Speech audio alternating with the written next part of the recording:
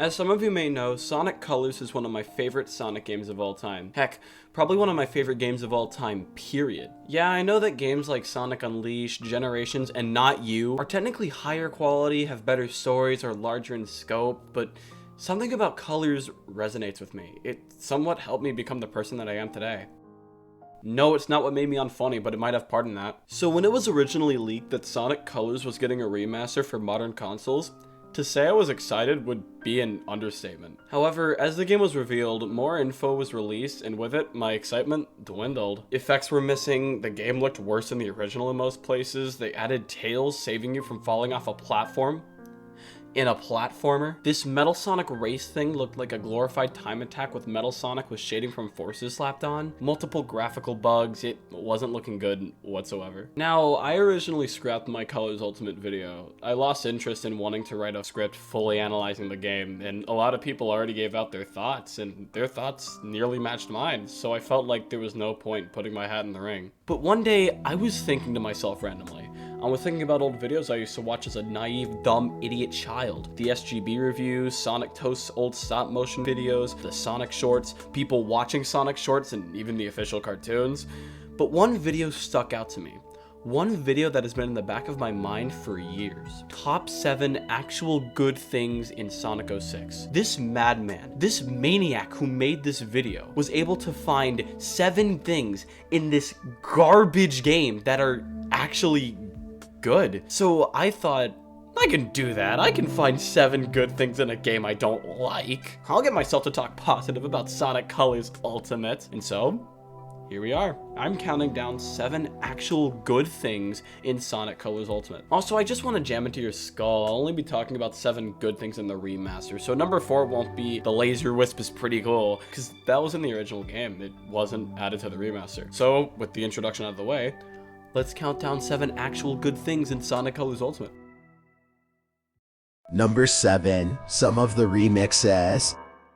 Sonic games, no matter how the quality of the game itself is, almost always seem to have a great soundtrack. But Colors Ultimate is kind of an exception. I don't like a majority of the remixes in this game, but when the good remixes play, oh boy, they play alright. The good remixes in this game are wild. The original tracks were already really good, but honestly, the good tracks are probably better than the original. Some of these tracks include Terminal Velocity,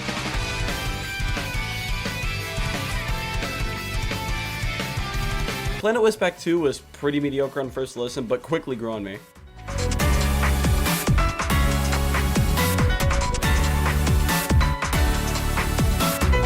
And the Asteroid Coaster remixes are pretty good too.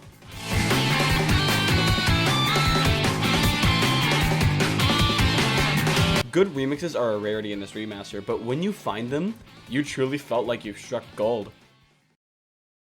Sonic Colors Ultimate's main selling point is the redesigned visuals. It was one of the first things we saw from the remaster after all. They, for the most part, are inferior to the original. I know that's not an incredibly unpopular opinion in the community, but most of the stages in this game just don't look that great. Tropical Resort looks too dark, while the neon signs are far too bright, and you can't even make out what they're saying. Starlight Carnival is also far too bright, making me not able to see the patterns on the space road. However, the one zone I would say is superior to the original in most factors is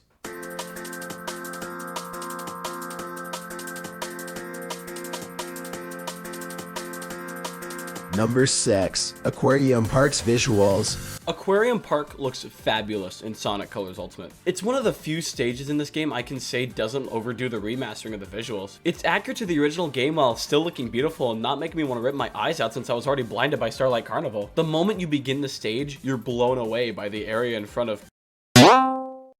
Ignore that. You're blown away by the area in front of you. Can I go there? Can I go there? Oh, maybe there? No, it all looks stunning in HD. All the textures look crisp, the enemies look amazing with these backgrounds, and running from the giant enemy crab has never looked so good. Now, if only Tropical Resort could take some notes. Number 5, the customizable controls.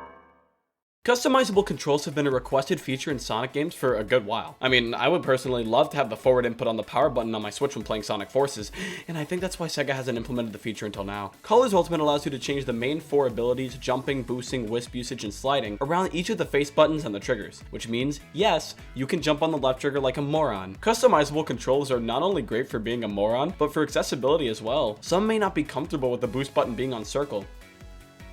Why was that the default? If SEGA is to take anything from Sonic Colors Ultimate, it's definitely this. Number 4. The perfect homing attack. Colors Ultimate adds a new move to Sonic's arsenal, the perfect homing attack. The perfect homing attack is, as the name suggests, a homing attack that you have to nail precisely to activate. When you're about to hit an enemy, the normal homing attack reticle will appear, but just for a few frames, a green outline will appear next to it. If you attack while the outline is on screen, you'll hear a sound that, thanks to the audio mixing, made me go deaf.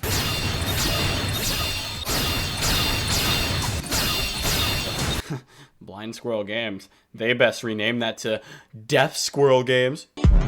Sonic will have a rainbow trail instead of a blue one, and you'll gain extra boost from the attack. Now, if you watch my original Colors review, you'll know that I think the way that the boost is handled in Colors is superior to how it's handled in Unleashed in Generations, because it gives you boost for when you need it, and you need to strategize when using it, as in certain places, you won't gain speed from boosting. But with the perfect homing attack, they give you more boost than before in places that you weren't supposed to be given boost. So do I think that this is well executed and doesn't change the gameplay much? Or do I think that they basically turned the game into Generations again with the immediate access to the boost? Dude, it's on the list. If you were actually expecting me to not like this, I don't know what to tell you. Yeah, I think it's well put together. The amount of boost that you're given is the perfect amount, where it's not a huge bunch to where I'm thinking, wow, they just ruined the boost and turned the game into Generations, nor is it too little to where I'm thinking, wow, they added a mechanic that literally does nothing to the game and doesn't add anything. If anything, the perfect homing attack is useful for when you're in an area in Rival Rush with no boost and Metal Sonic is about to pass you. Oh yeah, spoilers, Rival Rush is up next. Number 3. Rival Rush's Challenge. Okay, well, when I say Rival Rush, I don't mean the mode itself. That has a ton of problems already. Metal Sonic improperly moves around the stage like in Minecraft's creative mode. The UI is absolute garbage, and this icon didn't move in the Tropical Resort Rival Rush for some reason. But if there's one thing that'll give Rival Rush, it's kind of challenging. Now, if you're an outsider looking in, you're probably thinking, well, yeah, of course it's gotta be hard. It's a race. But what you forget is, this is Sonic. Time after time after time, Sonic games have been easier than me chugging a water bottle in 5 seconds. There's been practically no challenge in these games whatsoever. So to see something difficult, even for a veteran player such as myself, it's kind of breathtaking in a way. Metal Sonic doesn't use any of the Wisps abilities, which gives you an advantage immediately since you can use them. However, he uses every possible shortcut you can take in these stages, which adds to the difficulty. If you're a casual player taking the neutral routes, or simply bad at video games, you're gonna have a rough time with Medu over here. Overall, I'm surprised by the challenge that Metal Sonic gives you. It's not impossible, but it's not something to scoff at either. Number 2. Rise of the Wisps.